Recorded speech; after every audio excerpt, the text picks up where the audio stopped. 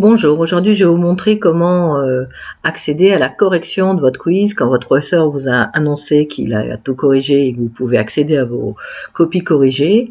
Donc deux méthodes. La méthode la plus simple, c'est si vous avez copié le lien à la fin, une fois que vous avez envoyé, donc le coller directement ici, dans la barre d'adresse d'un navigateur internet.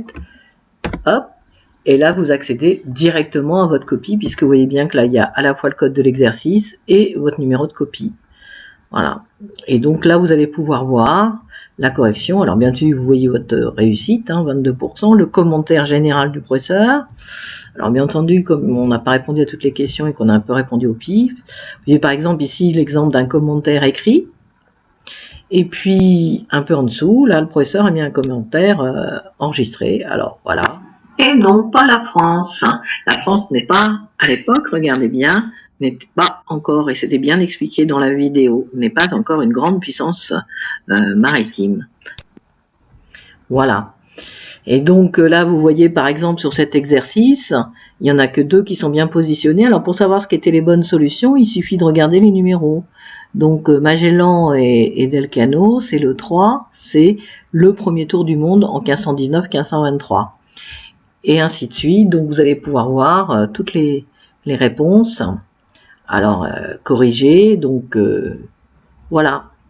Donc ça me semble assez facile. Ça c'est la première solution. La deuxième solution, donc deuxième moyen d'accéder à ma copie, je vais sur le site de lacuisinière.com, j'accède, donc je clique sur accéder à ma copie. Vous voyez, accéder à une copie corrigée ou enregistrée. Là je vais rentrer le code que j'ai sauvegardé, le code de l'exercice, donc c'est celui-ci.